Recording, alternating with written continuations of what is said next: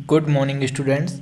आज हम आपको बताएंगे डायमेंशनल एनालिसिस के बारे में।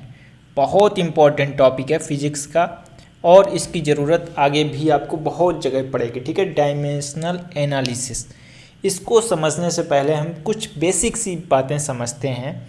जैसे हमारी बेसिक सी कुछ क्वांटिटीज़ होती हैं, उनको हम टू पार्ट्स में डिवाइड करते हैं। क्वांटिटीज़ जो होती हैं हमारी, उन्हें हम टू पार्ट्स में डिवाइड करते हैं। कौन कौन से टू पार्ट होते हैं?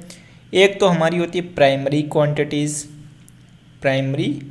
क्वांटिटीज़ और दूसरी हमारी होती हैं सेकेंडरी क्वांटिटीज़। ठीक है, इन दो पार्ट्स में हम क्वांटिटीज़ को डिवाइड करते हैं। ठीक है, प्राइमरी क्वांटिटीज़ से रिलेटेड उनकी यूनिट्स भी होंगी, क्वांटिटी होंगी तो उनकी कुछ ना कुछ यूनिट्स भी होंगी। ऐसे ही सेकेंडरी क्वांटिटी होंगी तो उनकी भी कुछ ना कुछ यूनिट्स होंगी। ठीक है, दो पार्ट्स में हमने डिवाइड किया हुआ है क्वांटिटीज़ को। अब देखिए प्राइमरी क्वांटिटीज़ में कौन कौन सी क्वांटिटीज़ आती हैं। एग्जैक्टली प्राइमरी क्वांटिटीज़ हमारी 7 प्राइमरी क्वांटिटीज़ मानी जाती हैं। और वो 7 कौन कौन सी क्वांटिटीज़ होती हैं? जैसे मास है हमारा, इसकी यूनिट क्या होती है? केजी। ठीक है, ऐसे ही हमारी लेंथ है, उसकी यूनिट क्या होती है? मीटर। ठीक है, टाइम है, उसकी यूनिट सेकेंड। और इलेक्ट्रिक करंट है, इलेक्ट्रिक करंट, इसकी यूनिट एम्पियर। ठीक है, और ऐसे ही हमारी कई सारी क्वांटिटीज़ हैं। टेम्परेचर है, टेम्परेचर की यूनिट क्या होगी? केल्विन। ल्यूमिनस इंटेंसिटी, इसकी यूनिट कैंडेला। ठीक है, अमाउंट ऑफ सब्सटेंस, इसकी यूनिट क्या होगी? मोल। इस प्रकार से हमारी प्राइमरी क्वांटिटीज़ होती हैं और उनकी रिलेटेड यूनिट्स होती हैं। अब सेकेंडरी क्वांटिटीज़ क्या होती हैं? सेकेंडरी क्वांटिटीज़ जिनको हम रिलेटेड जो यूनिट्स होती हैं उनको हम डेराइव्ड यूनिट्स भी बोलते हैं। ठीक है, और इनको हम डेराइव्ड क्वांटिटीज़ भी बोलते हैं। डेराइव्ड यूनिट और सेकेंडरी क्वांटिटीज़ को हम डेराइव्ड क्वांटिटीज़ भी बोलते हैं। क्यों बोलते हैं? क्योंकि ये कोई अपनी तरफ की क्वांटिटी नहीं, ये हमेशा फंडामेंटल क्वांटिटीज़ या अपनी प्राइमरी क्वांटिटीज़ की मदद से ही निकल के आती हैं। ठीक है, अब जैसे प्राइमरी क्वांटिटी है हमारी, इनका ही यूज करके हम सेकेंडरी क्वांटिटी बनाते हैं। जैसे वेलोसिटी है हमारी, वेलोसिटी होती है मीटर पर सेकेंड, इसकी यूनिट होती है। ठीक है, और इसमें लेंथ अपॉन टाइम का फार्मूला इन्वॉल्व होता है। ठीक है, यहाँ पर क्या है? लेंथ भी हमारी फंडामेंटल या प्राइमरी क्वांटिटी है, और टाइम भी हमारी फंडामेंटल या प्राइमरी क्वांटिटी है। इनका ही यूज करके हमने सेकेंडरी क्वांटिटी, जिसे हम डेराइव्ड क्वांटिटी बोलते हैं, वो निकाल दी। ठीक है, length upon time derived quantity हुई, क्योंकि ये लेंथ पर भी डिपेंड कर रही, टाइम पर भी डिपेंड कर रही। ठीक है, ऐसे ही मोमेंटम मान लिया। मोमेंटम क्या होता है? मास इंटू वेलोसिटी, जहाँ पे वेलोसिटी तो अभी हमने बताया ही लेंथ और टाइम पर डिपेंड कर रही, मास पर भी मोमेंटम डिपेंड कर रहा, यानी कि ये भी हमारा फंडामेंटल या प्राइमरी क्वांटिटीज़ पर डिपेंड कर रहा है। ठीक है, इस प्रकार की जितनी भी क्वांटिटीज़ होती हैं उन्हें हम बोलते हैं सेकेंडरी क्वांटिटी। ठीक है, अब बात करेंगे हम कि जो डायमेंशन होता है, डायमेंशन वर्ड क्या होता है और डायमेंशन का यूज क्या होता है। ठीक है, अब जैसे वर्ड आया आपका डायमेंशन, अब एग्जैक्टली जितनी ये क्वांटिटीज़ हैं उनसे रिलेटेड कुछ ना कुछ इनकी डायमेंशन होती है। अब उन डायमेंशंस को हम कैसे रिप्रेजेंट करते हैं वो समझिए।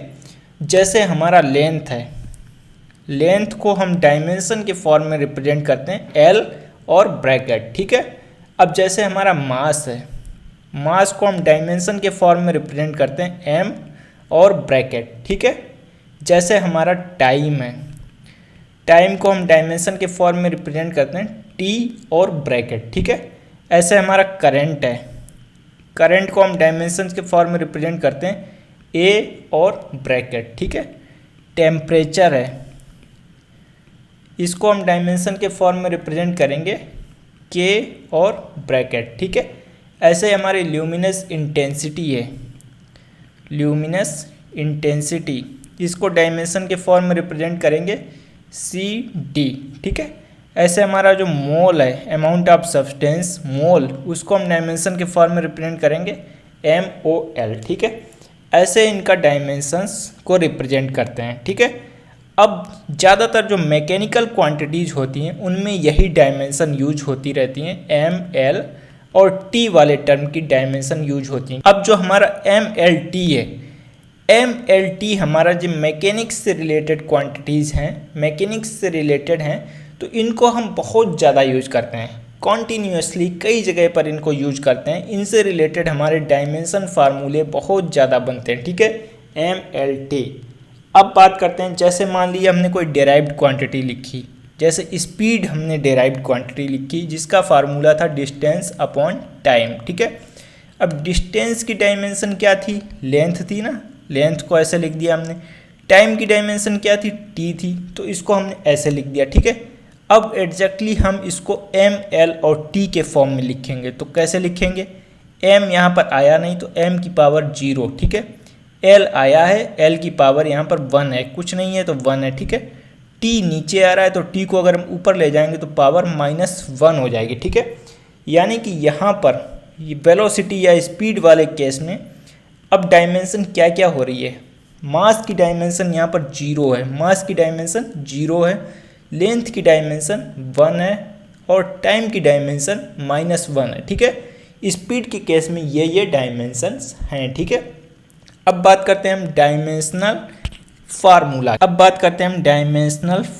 की कि हमारा डायमेंशनल फार्मूला क्या होता है, ठीक है। अब जैसे हमने कोई फार्मूला लिखना होता है तो वो फार्मूला क्या करता है कि कोई चीज़ का एक्सप्रेशन होता है कि हम उस चीज़ को कैसे एक्सप्रेस कर रहे हैं, ठीक है। अब उसी चीज़ को जैसे मान लिया हमने वेलोसिटी को एक्सप्रेस करना है, वेलोसिटी को अभी हमने बताया था m0 LT-1 के फॉर्म में हमने लिखा था। क्यों लिखा था, क्योंकि वेलोसिटी का फार्मूला हमारा क्या होता था, डिस्टेंस अपॉन टाइम के फॉर्म में होता था ना, डिस्टेंस अपॉन टाइम या डिस्प्लेसमेंट अपॉन टाइम। तो डिस्टेंस जो होता था वो हमारा लेंथ की डायमेंशन देता था, टाइम क्या देता था, टी की डायमेंशन देता था, ठीक है। और यहाँ पर मास तो है नहीं तो मास की डायमेंशन 0 होगी, तो वही है m0 l की पावर 1 है, टाइम नीचे है तो टाइम की पावर -1 है, ठीक है। इसे हम बोलते हैं वेलोसिटी का डायमेंशनल फार्मूला, ठीक है। अब हम डायमेंशनल इक्वेशन की बात करें कि डायमेंशनल इक्वेशन क्या होगी, कि डायमेंशनल फार्मूले को इक्वेट कर रहे हैं। जैसे हमने स्पीड लिखा, speed equal to m0 LT-1, ये हमारी डायमेंशनल इक्वेशन हो गई स्पीड की, ठीक है। इसे हम डायमेंशनल इक्वेशन बोल सकते हैं और ये हमारा डायमेंशनल फार्मूला है, ठीक है। अब हम बात करेंगे डायमेंशन ऑफ फिजिकल क्वांटिटीज़, यानी कि बहुत सारी फिजिकल क्वांटिटीज़ होंगी, उनके डायमेंशन को हम फाइंड आउट करेंगे। अब हम बात करते हैं डायमेंशंस ऑफ फिजिकल क्वांटिटीज़ की, यानी कि बहुत सारी फिजिकल क्वांटिटी होती है ना, बहुत सारी फिजिकल क्वांटिटीज़ होती हैं, उनका डायमेंशन हम निकालेंगे और उससे आप सीखिए कैसे डायमेंशन हम फाइंड आउट करते हैं, ठीक है। अब जैसे बात करते हैं हम डेंसिटी का हमें डायमेंशन फाइंड आउट करना है, डायमेंशनल फार्मूला फाइंड आउट करना है। तो हम कैसे फाइंड आउट करेंगे डायमेंशनल फार्मूला डेंसिटी का, हमें पहले सिंपल फार्मूला पता होना चाहिए। सिंपल फार्मूला क्या होता है, मास अपॉन वॉल्यूम होता है डेंसिटी का फार्मूला। अब मास को हम m से रिप्रेजेंट करेंगे, ठीक है, लिख दिया, मास को m से रिप्रेजेंट कर दिया। और वॉल्यूम क्या होता है, वॉल्यूम हमारा लेंथ की पावर 3 होता है ना, वॉल्यूम a³ होता है, a क्या होती है, लेंथ होती है, तो l यहाँ पर हम लिखेंगे l की पावर 3, ठीक है। तो यानी कि डायमेंशनल फार्मूला जो आपका बन जाएगा डेंसिटी का वो क्या बनेगा, m की पावर 1, यानी कि यहाँ पर सिंपल m भी लिख सकते हो आप, ठीक है।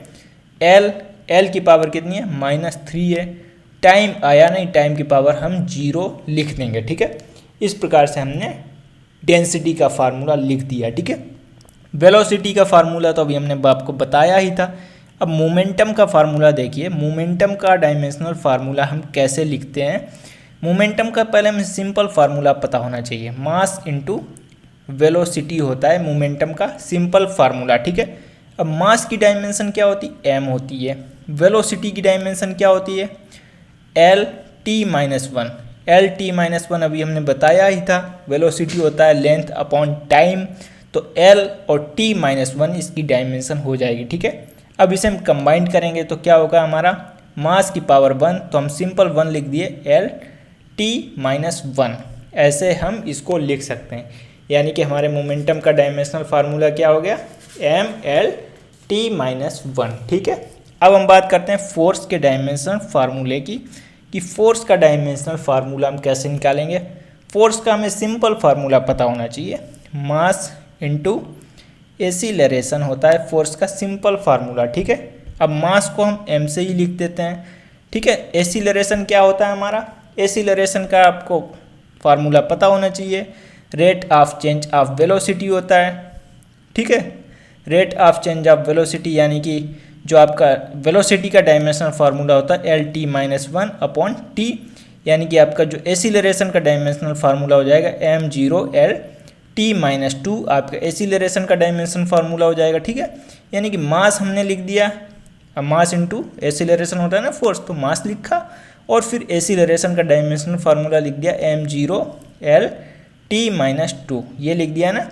अब देखिए, अब इनको हम कंबाइंड करेंगे तो मास 0 है यहाँ और मास 1 है, यानी कि मास आपका 1 हो जाएगा, L-T-2 हो जाएगा, ठीक है।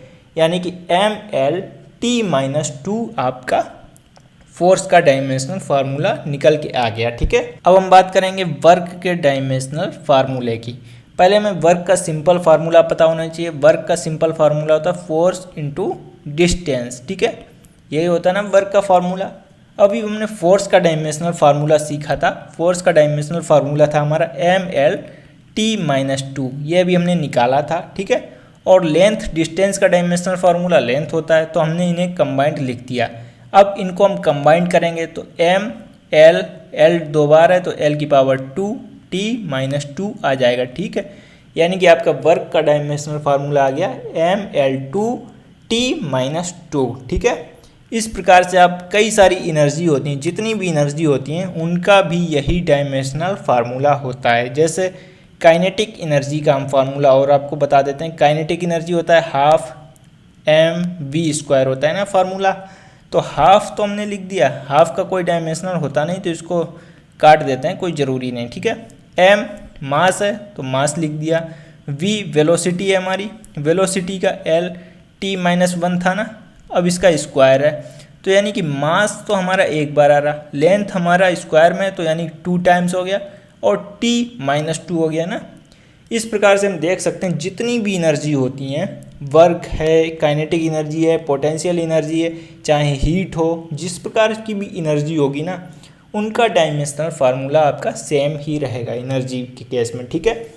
अब डायमेंशनल फार्मूला हम सीखेंगे, ग्रेविटेशनल कांस्टेंट का डायमेंशनल फार्मूला हम कैसे निकालेंगे।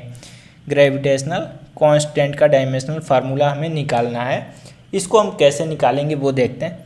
पहले हमें फार्मूला पता होता है फोर्स का, ग्रेविटेशनल फोर्स होता है G(m1m2)/r², ठीक है। अब अगर हम इसको G को एक साइड ले आएँ तो G आपका हो जाएगा F(r²)/m1m2, ऐसे लिख सकते हैं ना। अब G का हमें डायमेंशनल फार्मूला पता है, अब हम यहाँ पर इंडिविजुअल डायमेंशनल फार्मूला लिख देते हैं हर एक क्वांटिटी का, ठीक है। जैसे फोर्स का डायमेंशनल फार्मूला होता है ML-T-2, अभी हमने निकाला था, ठीक है। r² लेंथ का स्क्वायर लिख दिया, ठीक है। मास m लिख दिया, मास दोबारा m लिख दिया, ठीक है। अब इनको हम कंबाइंड करेंगे यानी कि मास नीचे भी है, मास ऊपर भी है। अब मास एक नीचे है तो यानी कि एक मास नीचे वाला ऊपर आएगा, m-1 हो जाएगा। L 2 टाइम्स यहाँ, 1 टाइम्स यहाँ, तो यानी L आपका 3 टाइम्स हो गया और T-2 हो गया, ठीक है। यानी कि यहाँ पर ग्रेविटेशनल कांस्टेंट का डायमेंशनल फार्मूला हमारा आ गया m-1 L³ T-2, ठीक है। और देखिए हम स्ट्रेन के डायमेंशनल फार्मूले की अगर बात करें, स्ट्रेन का डायमेंशनल फार्मूला हम कैसे निकालेंगे।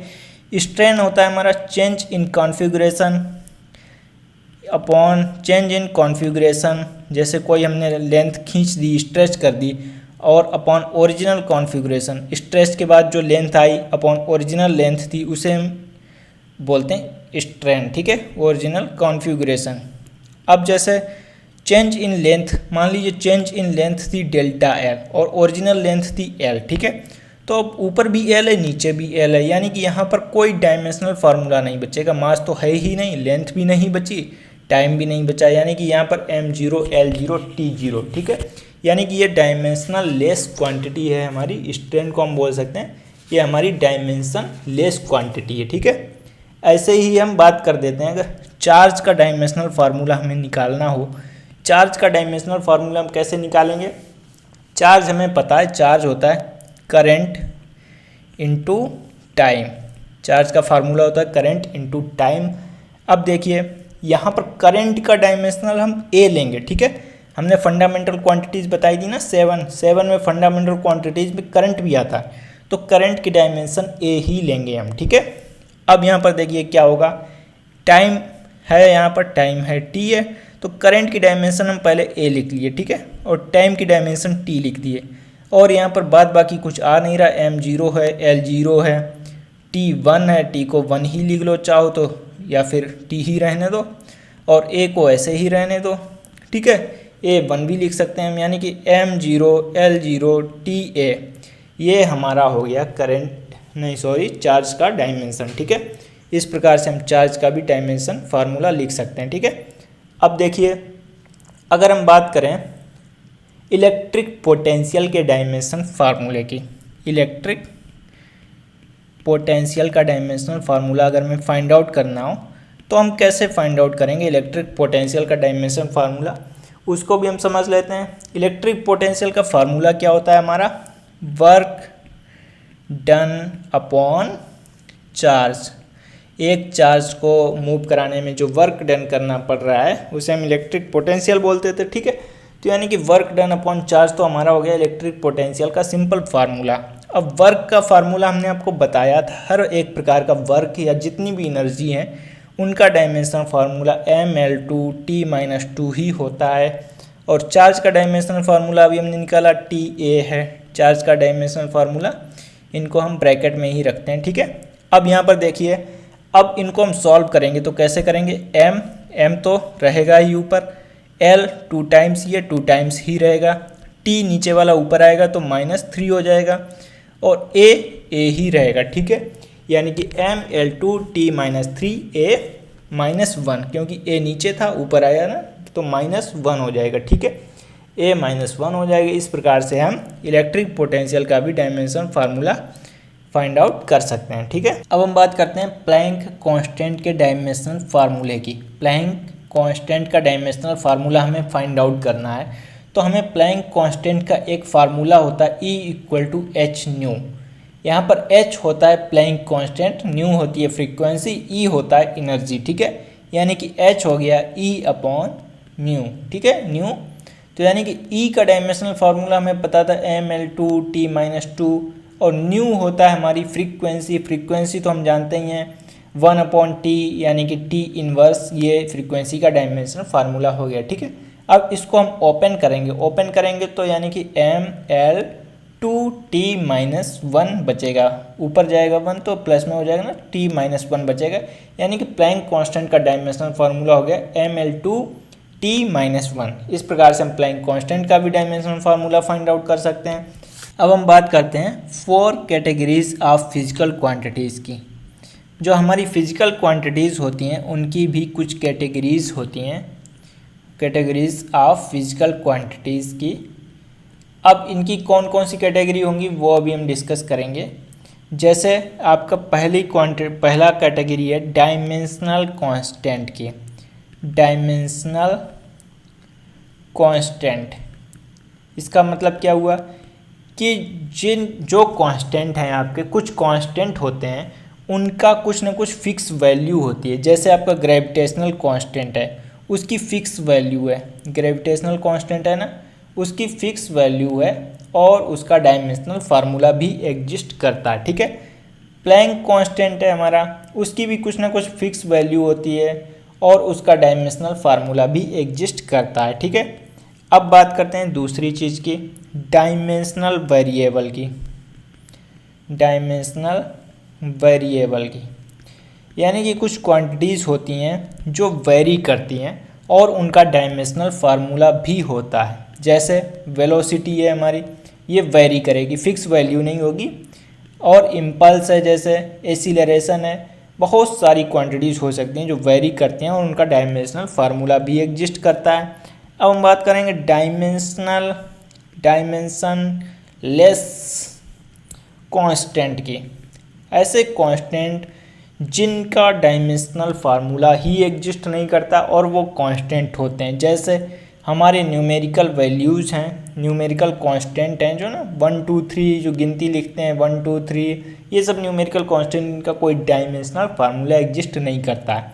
और जैसे हमारे कुछ कांस्टेंट होते हैं, ई है, पाई है, इनका भी डायमेंशनल फार्मूला एग्जिस्ट नहीं करता है। ठीक है, अब देखिए, अब जो आपकी फोर्थ कैटेगरी आती है वो आती है डायमेंशनल लेस वेरिएबल की, dimension less variable.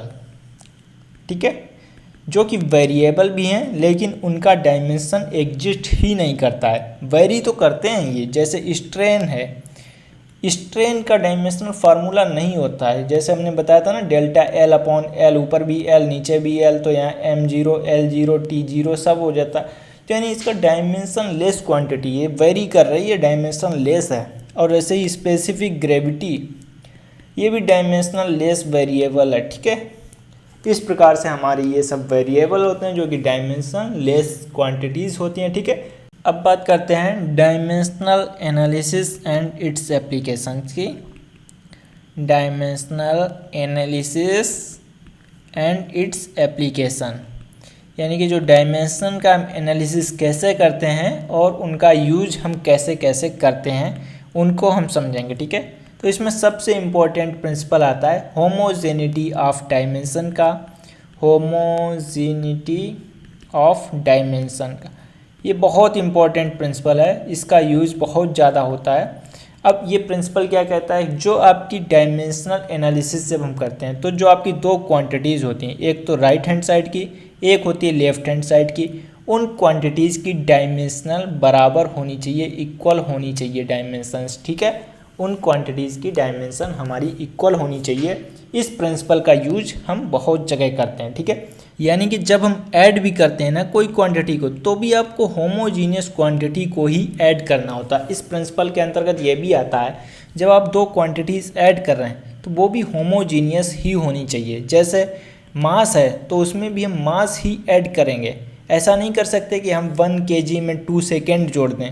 1 kg plus 2 second, क्या ये पॉसिबल है? आई थिंक ये पॉसिबल नहीं है। ठीक है, यानी कि होमोजेनिटी रहनी चाहिए, 1 kg प्लस 2 kg ही रहना चाहिए। मास को भी हम ऐड करेंगे तो हमारी डायमेंशन kg की ही आनी चाहिए। ठीक है, ये हमारा प्रिंसिपल ऑफ होमोजेनिटी बोलता है। ठीक है, इसका यूज करके हम बहुत सारे डायमेंशनल एप्लीकेशन को फाइंड आउट कर सकते हैं। अब हम बात करते हैं यूजेस ऑफ डायमेंशनल इक्वेशन की, डायमेंशनल इक्वेशन के यूजेस की। ठीक है, तो यहाँ पर पहला जो यूज़ है वो क्या कह रहा है, to convert a physical quantity from one system of unit to another system of unit. Convert physical quantity from one system of unit to another system of unit. इसमें हमें कन्वर्ट करना है एक फिजिकल क्वांटिटी को। इसका मतलब क्या हुआ, जैसे मान के चलते हैं हमें कोई सामान खरीदा हमने मार्केट से, उसकी वैल्यू है 3 kg, 3 kg पोटैटो हमने खरीदे। ठीक है, ये तो एक सिस्टम ऑफ यूनिट हो गया। अब इसे हम दूसरे सिस्टम ऑफ यूनिट में कन्वर्ट कर रहे हैं तो इसे 3000 ग्राम भी हम लिख सकते हैं। ठीक है, तो यानी कि यहाँ पर मास की यूनिट है, डायमेंशनल फार्मूला m, यहाँ पर भी मास का डायमेंशनल फार्मूला है वो m ही है, लेकिन एक सिस्टम ऑफ यूनिट में हमने इसे m1 मान लिया एग्जाम्पल के तौर पर, दूसरे सिस्टम ऑफ यूनिट में हम इसे m2 मान ले रहे हैं। ठीक है, यहाँ पर जितनी वैल्यू है ऊपर पावर में 1 है तो यहाँ पर भी पावर में 1 ही रहेगा मास का। ठीक है, यहाँ पर n है जो 3 kg है, वो 3 kg हमने मान लिया n है। ठीक है, n1 है 3 kg, यहाँ पर 3000 है उसे हम मान रहे हैं n2। ठीक है, यानी कि एक सिस्टम ऑफ यूनिट में जो वैल्यू है n1 u1 हम मान रहे हैं उसे, इक्वल टू दूसरे सिस्टम ऑफ यूनिट में हम उसे n2 u2 मान रहे हैं, ठीक है। अब देखिए जैसे n1 है एक सिस्टम ऑफ यूनिट में, उससे रिलेटेड जो डायमेंशनल फार्मूला बन रहा है यूनिट का, उसको हम माने ले रहे हैं m1a l1 b t1 c मान लिया, ठीक है। और दूसरे सिस्टम ऑफ यूनिट में जो डायमेंशनल फार्मूला बन रहा है उसे हमने मान लिया n2 m2 a l2 b t2 c, ये मान लिया हमने दूसरे सिस्टम ऑफ यूनिट में डायमेंशनल फार्मूला, ठीक है। ऐसे हम लिख सकते हैं आराम से, कोई दिक्कत नहीं होनी चाहिए। अब हमें n2 की वैल्यू फाइंड आउट करनी है कि n2 कितना आएगा दूसरे सिस्टम ऑफ यूनिट में। तो n2 जो आपका आएगा, हमें सिंपल है n2 equal to n1 upon में इसे हम डिवाइड कर देंगे m1 अपॉन m2 की power a l1 upon l2 की power b t1 upon t2 की पावर c, ठीक है। ये चीज़ हम ऐसे n2 को फाइंड आउट कर लेंगे। अब हम इसे एक एग्जाम्पल के थ्रू समझेंगे जिससे आपको चीज़ें समझने में आसानी रहेगी, ठीक है। जैसे हमने माना ग्रेविटेशनल कांस्टेंट जो है हमारा ग्रेविटेशनल कांस्टेंट, वो CGS सिस्टम में उसकी वैल्यू हम लिख रहे हैं 6.67 इंटू 10 की power -8 dyne centimetre square g की पावर -2। ये हमारा CGS सिस्टम में इसकी वैल्यू है। अब हमें इसको SI सिस्टम या MKS सिस्टम भी उसे बोल सकते हैं, उसमें कन्वर्ट करके लिखना है, ठीक है। तो उसको हम कैसे करेंगे वो देखने वाली चीज़ है, समझने वाली चीज़ है, ठीक है। जैसे हमने पहले बताया था, एक सिस्टम ऑफ यूनिट में आप लिख रहे हैं क्वांटिटी को, तो कैसे लिख सकते हैं m1 l1 t1 a b c, ठीक है। वैसे ही दूसरे सिस्टम ऑफ यूनिट में क्वांटिटी को हम लिख सकते हैं m2 l2 t2 a b c, ठीक है। इस प्रकार से हम दूसरे सिस्टम ऑफ यूनिट में भी क्वांटिटी को लिख सकते हैं, ठीक है। अब पहले सिस्टम ऑफ यूनिट में n1 की वैल्यू जो है वो 6.67 इंटू 10 की पावर -8 है, और n2 की वैल्यू हमें फाइंड आउट पता नहीं है, हमें फाइंड आउट करनी है। और m1 यानी कि जो मास है वो हम 1 ग्राम यहाँ पर लेके चलेंगे, ग्राम लेके चलेंगे, ठीक है। यहाँ पर जो मास है उसे हम 1, लेंथ है 1 सेंटीमीटर लेंगे, टाइम है 1 सेकेंड लेंगे, ठीक है। ये CGS सिस्टम में हम ऐसे ही लेते हैं ना। अब यहाँ MKS सिस्टम है, यहाँ पर मास को हम 1 kg लेंगे, ठीक है।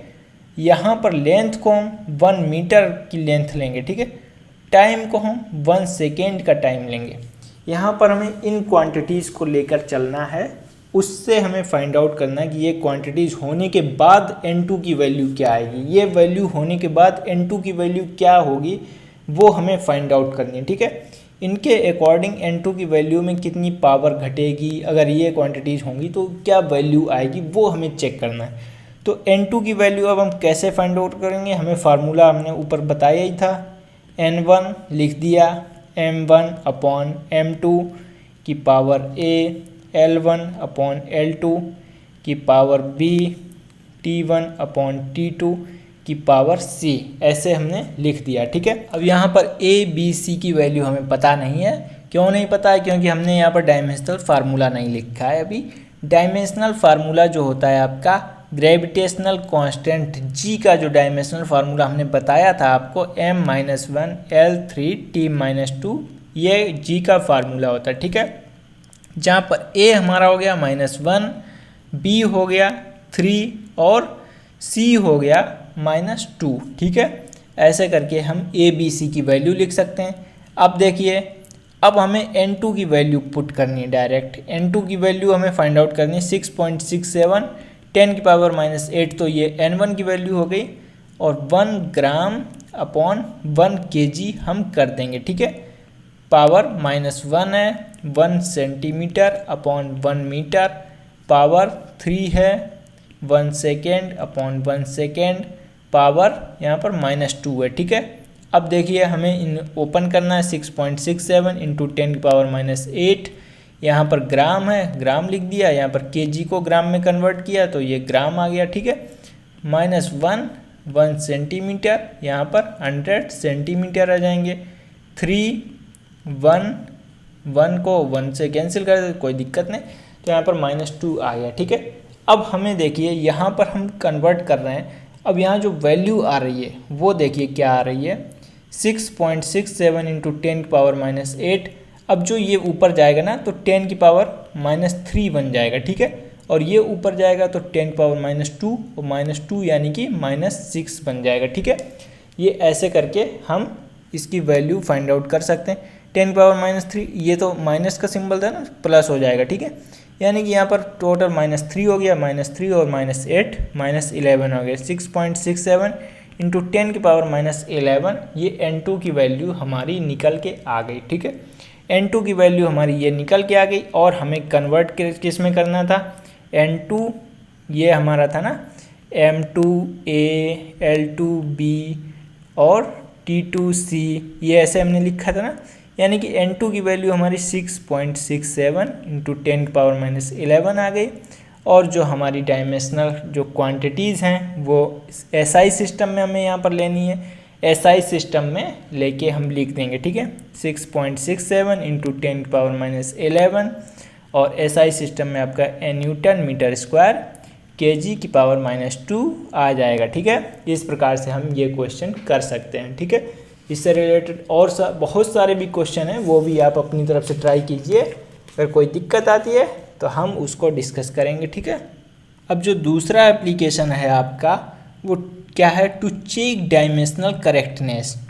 टू चेक डायमेंशनल करेक्टनेस यानी कि जो डायमेंशनल फार्मूला आपका दिया गया है, जो डायमेंशनल इक्वेशन है वो करेक्ट है या नहीं है, उसे हमें चेक करना है। ठीक है, उसे हम कैसे चेक करते हैं, हमें पता है जो LHS साइड में डायमेंशनल फार्मूला होता है वही आपका RHS साइड में रहता है। ठीक है, ये होमोजेनिटी में हमने पढ़ा था। ठीक है, अब जैसे हमें चेक करना है कि V = U + AT होगा, ये डायमेंशनली हमें चेक करना है कि डायमेंशनली करेक्ट है या नहीं है।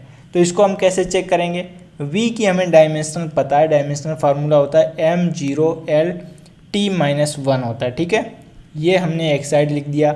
U का डायमेंशनल फार्मूला हमें पता है, U का डायमेंशनल फार्मूला क्या होता है, M0L_T-1, यानी इनिशियल वेलोसिटी का भी वही होगा। और एसिलरेशन का डायमेंशनल फार्मूला M0L_T-2 होता है, और टाइम का T होता है। ठीक है, यानी कि इसको हम ऐड कर रहे हैं तो M0L_T-1 प्लस M0L_T-1 ही आएगा। ठीक है, यहाँ पर भी M0L_T-1 ही है। ठीक है, अब ये क्या है, ये जो डायमेंशनल है उसी इक्वल है इन दोनों डायमेंशनल के बराबर। ठीक है, जैसे हम कोई सामान खरीदते हैं ना, मास हमने कुछ खरीदा, मान लीजिए 5 kg पोटैटो खरीदे। ठीक है, पहले हमने 5 kg पोटैटो हमें खरीदने हैं, एक दुकान पे गए वहाँ से 2 kg खरीदे, प्लस दूसरी दुकान से 3 kg पोटैटो खरीदे।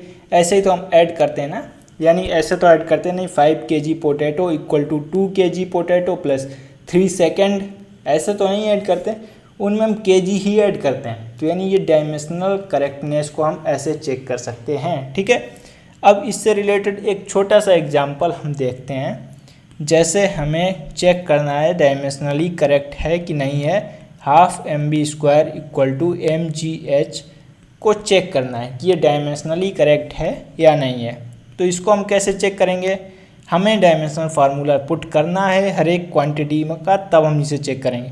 हाफ का तो कोई डायमेंशनल फार्मूला है नहीं, इसका रखेंगे = इसके फार्मूले रखेंगे, तब हम चेक करेंगे डायमेंशनली करेक्ट है या नहीं है। ठीक है, मास है, पहले m है तो उसका m लिख दिया। अब वेलोसिटी है, वेलोसिटी का स्क्वायर है, यानी कि वेलोसिटी का फार्मूला होता है L_T-1, इसका स्क्वायर हमने ऐसे पुट कर दिया। ठीक है, यहाँ पर मास m लिख दिया। अब g है, g क्या होता है, एसिलरेशन ड्यू टू ग्रेविटी होता है ना, एसिलरेशन ही होता है एक प्रकार का, तो L_T-2 लिख दिया, और h हाइट यानी कि लेंथ l लिख दिया। ठीक है, अब देखिए इन्हें हम कंबाइंड करेंगे, ml यहाँ पर पावर 2 है तो 2 आ जाएगा, पावर 2 है तो T-2 आ जाएगा। ठीक है, यहाँ पर ml2 T-2 आ गया। अब इधर देखते हैं ml, यहाँ पर 2 l हो गए, L2 T-2, यानी कि यहाँ पर भी ml2 T-2 आया, यहाँ पर भी ml2 T-2 आया, यानी कि ये हमारा डायमेंशनली करेक्ट है। इस प्रकार से हम इसे चेक कर सकते हैं, ठीक है। अब हम इसका एक और एप्लीकेशन पढ़ते हैं। इसका एक दूसरा एप्लीकेशन है, बहुत इंपॉर्टेंट एप्लीकेशन है, कि हम एक फिजिकल क्वांटिटी का रिलेशन कैसे इस्टेब्लिश कर सकते हैं। इस्टेब्लिशिंग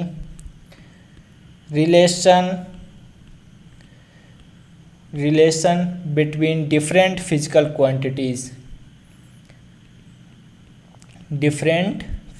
क्वांटिटीज़, यानी कि कुल मिला के हमें एक प्रकार से फार्मूला फाइंड आउट करना होता है। फार्मूला हम फाइंड आउट कैसे कर सकते हैं, ये बहुत इम्पोर्टेंट आपका जो पोर्शन है बहुत इम्पोर्टेंट है। जैसे फॉर एग्जांपल हमें फार्मूला फाइंड आउट करना है टाइम पीरियड का, जो आपका ऑसिलेशन होता है ना, पेंडुलम का ऑसिलेशन होता है, उसके टाइम पीरियड का हमें फार्मूला फाइंड आउट करना है, ठीक है। पेंडुलम का जो टाइम पीरियड है टी, उसका फार्मूला हमें फाइंड आउट करना है। तो वो हम कैसे फाइंड आउट करेंगे, हमें गेस करना है पहले जो आपका टाइम पीरियड होता है वो किस किस पर डिपेंड कर सकता है। टाइम पीरियड हमारा मास पर भी डिपेंड कर सकता है, मास की पावर मान ली a, इस पर डिपेंड कर रहा है, ठीक है। टाइम पीरियड हमारा लेंथ पर भी डिपेंड कर सकता है, लेंथ की पावर b मान ली, कोई भी पावर हो सकती है, उस पर डिपेंड कर रहा है, ठीक है। और टाइम पीरियड हमारा acceleration due to gravity g पर भी डिपेंड कर सकता है, g की पावर हमने मान ली c, ठीक है।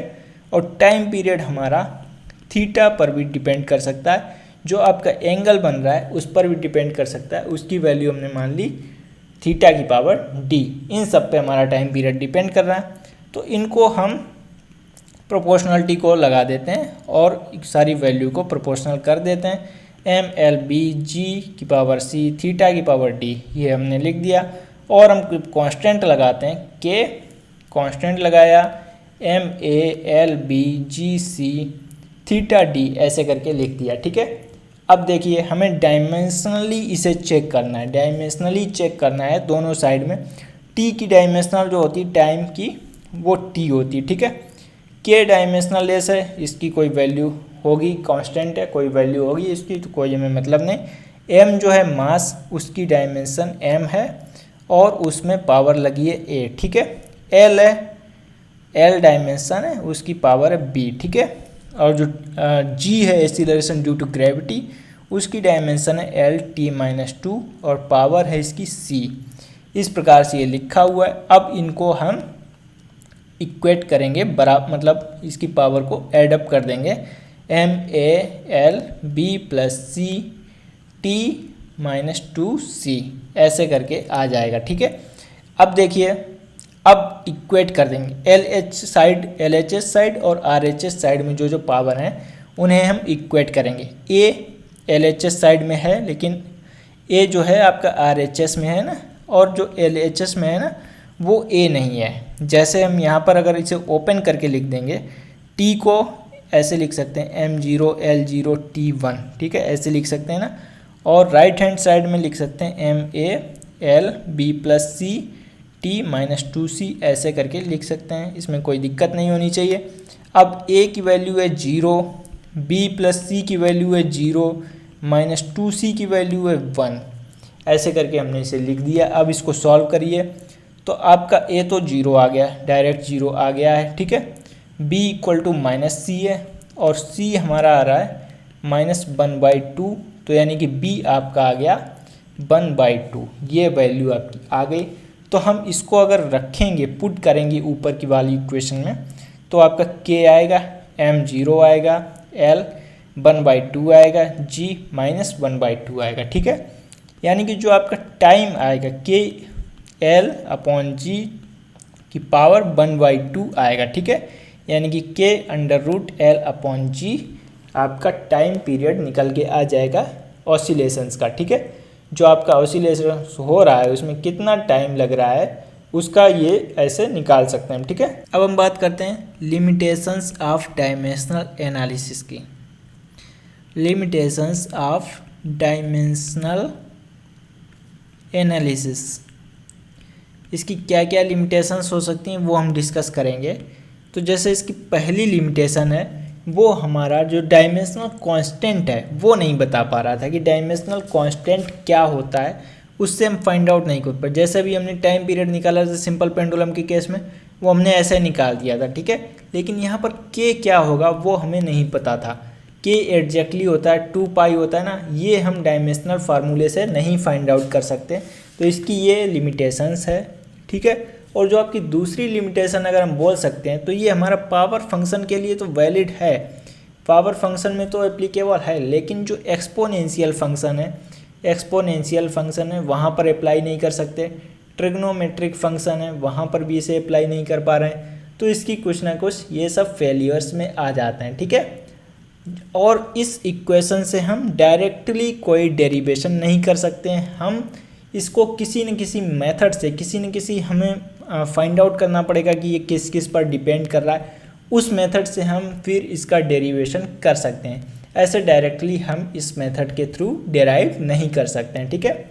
और इस लिमिटेशंस यहाँ पर एक और लिमिटेशन बोल सकते हैं, जैसे हमने फार्मूला ये लिखा S = ut + 1/4 AT², ये भले ही आपको डायमेंशनली करेक्ट लग रहा है, लेकिन ये फार्मूला तो आपका गलत है ना। राइट फार्मूला आपका क्या है, ut + ½ AT² है, राइट।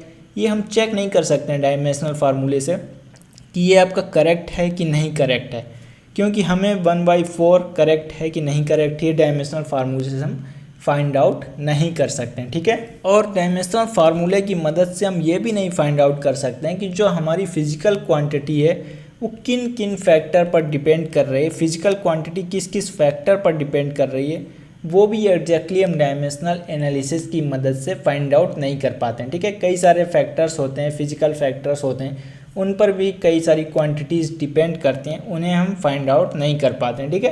तो ये कुछ लिमिटेशंस होती हैं डायमेंशनल एनालिसिस की। आई थिंक ये चीज़ें आपको अच्छे से समझ में आई होगी। अगर फिर भी कोई डाउट है तो आप मेरे से पूछ सकते हैं। Okay, thank you.